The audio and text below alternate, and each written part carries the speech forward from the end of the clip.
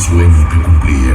Así surge el 10 de mayo del año 2005 la historia de los Rayos de Oaxaca. Me gusta tener miedo. Los Rayos de Oaxaca. Pobre te humilla la gente. Te tratan muy bien. Decidí desde niño que yo nunca sería pobre. Desde esa fecha hasta el día de hoy, miles de kilómetros recorridos, centenares de conciertos, compartiendo con ustedes nuestra más grande pasión, la música. Quiero entrar lejos de aquí.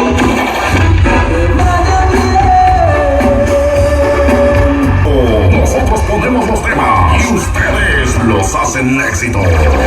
Sé lo que estaré pagando. Siempre la mala suerte me ha de ver. Estoy completamente en mi vida. No hay un momento en que no esté pensando en mí. Vete a buscar abrigo, esto